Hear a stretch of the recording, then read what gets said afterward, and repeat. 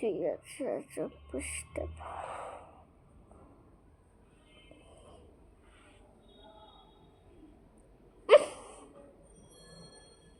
আমি একদম বিচ্ছিরিটা পাইছি।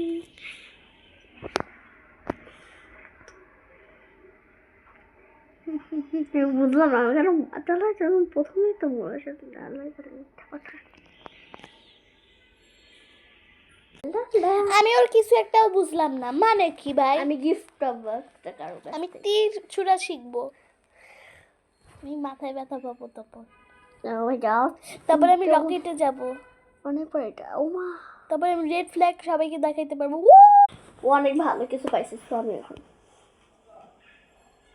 তাই আপনি কিন্তু রাকিব হোসেনের মতো ভিডিও করতেছেন। আমি রাগি হবো তোমার কাছে। আমার আমার একটা কিছু হয় না। আমি ওর কিছু বুঝতেছি। বুঝলো এটা কি আসছে, নিজেও বুঝছো। আমি ঘুষি মারবো একজনকে, হ্যাঁ, তবে সে এরকম চিটপটা উয়া। তারপরে আমি একটা হেয়ার ব্যান্ড পরে থাকবো জীবন, তারপরে আমার হাই পাবে, তারপরে আমি ঘুমিয়ে যাবো। আবার শুরু হয়েছে, আমি বুঝলাম না কিছু। তোমার কারোর সাথে ফাইট হবে, বিশেষ করে আমার সাথে, পরে তুমি একটা ঝাল লাল মরিচ খাবা, তারপরে তুমি নেল পালিশ লাগাই বা তবে তুমি সুতা দিয়ে সেলাই করবা। প্রেজেন্ট প্রেজেন্ট, হ্যাঁ এটা আমার খুব ভালো লাগে। নো নো,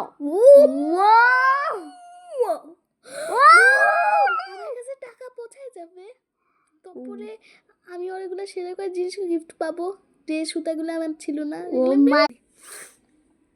ভালোভাবে দেখো, ভালোভাবে দেখো কি আসে। মানে আমার মাংস তুমি শিপ চালাবা, তবে তুমি একটা পার্কে গিয়ে পাতা পড়তে দেখবা।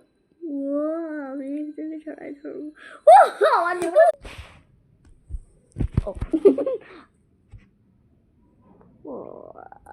আমি এমনিতে কফি খাইতে খুব ভালোবাসি।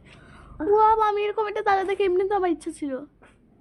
তারপরে আমি অ্যাম্বুলেন্সে বসবো, যখন নিয়ে ডাক্তার এই যে আমারটা বুঝছি আমি। বাবু বাচ্চাটা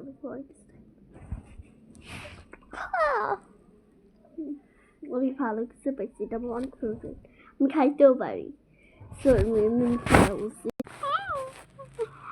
ও পাইছি, আমি পাইনি। আমি গাড়িতে চড়বো, আমি গাড়ি কিনবো, তারপরে আমাকে জুম্বি অ্যাটাক করবে, তারপরে আমি একটা ম্যাজিক করবো হাত দিয়ে, তারপরে আমি জুম্বিকে জিব্বা দেখায় ওকে অজ্ঞান করে ফেলবো।